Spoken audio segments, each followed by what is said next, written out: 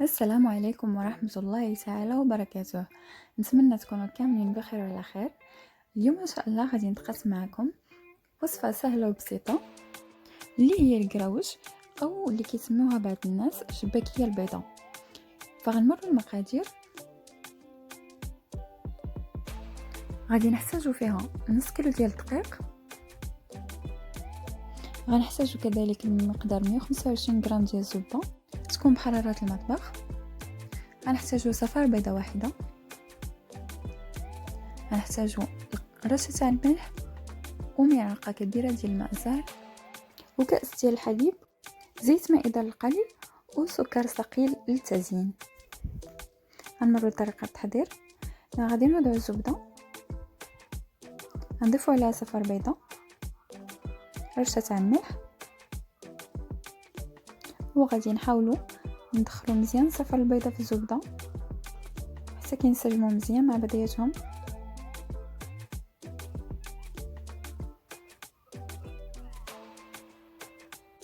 غنضيف ملعقة ديال الماء الزهر، تقدروا توضعوا بلاصتو سكر فاني الا بغيتو. فغادي نبدا كنضيف الدقيق بشويه بشويه حتى كندخل ليه مزيان هذيك الزبده اللي درنا.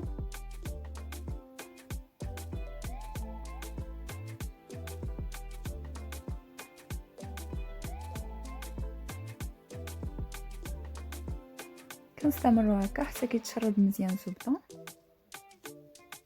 من بعد غادي نبداو نضيفو في الحليب بشويه بشويه حتى كيتجمع لينا العجين. فهاد العجين كيكون قاصح، ما خصوش يكون رطب باش يجيكم ساهل من بعد في التشباك.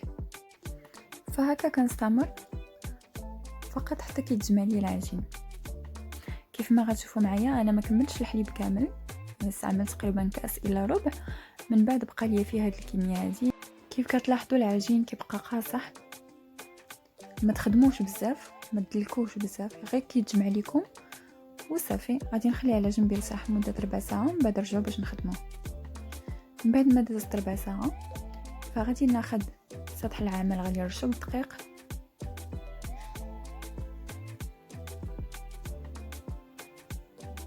وغناخذ كره من العجين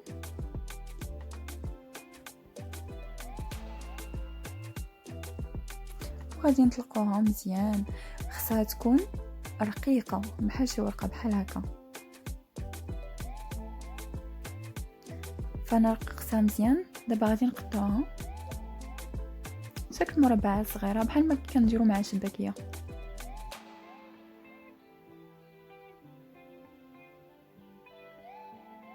كنستمر هكا حتى كندير مربعات على العجين كامل. فكيبقى حسب الحجم اللي بغيتو، تقدروا تكبروهم او تخليوهم صغار. فمن بعد فهاد المربعات غادي ندير 4 تاع الخطوط، ما كيوصلوش حتى للطرف، يعني فقط في الوسط.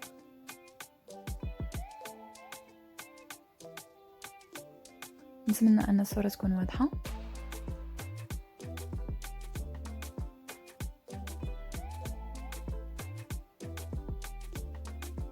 ثم تقدروا ديروا الاحجام اللي بغيتو. غنستمر هكا حتى كنكمل.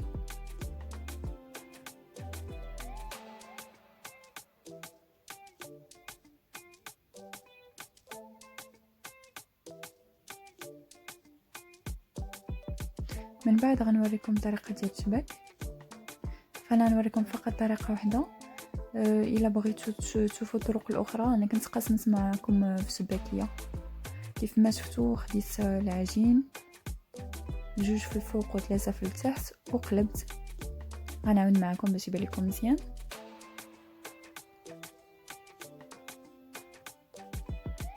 فكناخذ وحده، كنخلي وحده لتحت، يعني كيبقاو ليا 2 للفوق و3 لتحت، وكناخذ الاطراف بجوج كنزديهم وكنقلب العجين.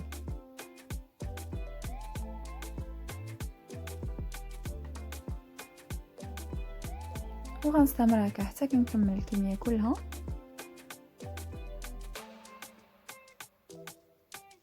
نتمنى ان طريقه السباك تكون واضحه.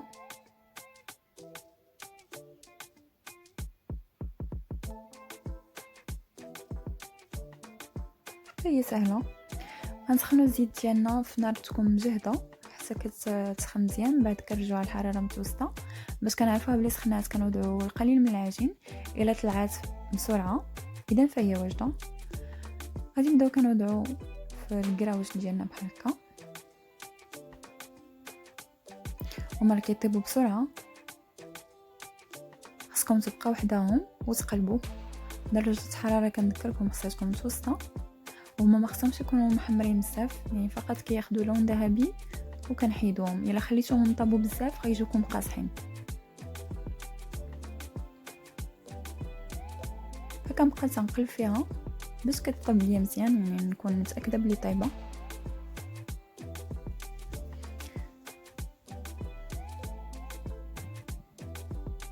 من بعد غادي نحيدوهم وغنمشيو باش نزينوهم. فمن بعد ما حيدناهم خليناهم حتى بردوا مزيان، وغنبدا كنزينهم بالسكر ثقيل او سكر كلاص.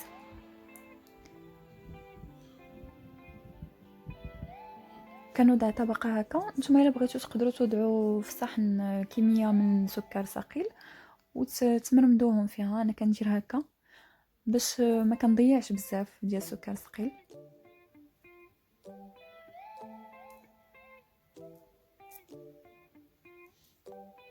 وكنقلب على الجهه الاخرى حتى هي كندير لها نفس الحاجه.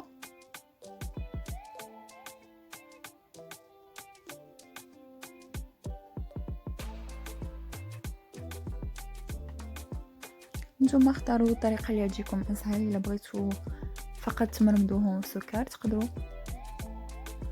فكندير هكا على الوجهين بجوج، وكنعاود نجيب الحلوه اللي بقات كندير عاود طبقه اخرى، وكنستمر بنفس العمليه.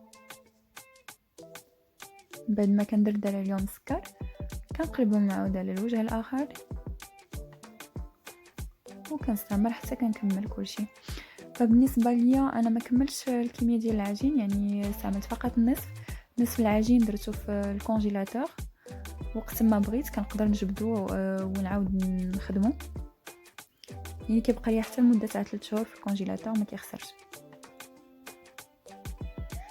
اذا ها هي من بعد ما وجدات كيف ما شفتوا كتجي مقرمشه وهشيشه ما كتكونش قاصحه. نتمنى ان الاقتراح ديال اليوم يكون نال الاعجاب ديالكم. كنشكركم جزيلا على المتابعه، وكنضرب لكم موعد في الفيديو القادم ان شاء الله بحوله. والسلام عليكم ورحمه الله تعالى وبركاته.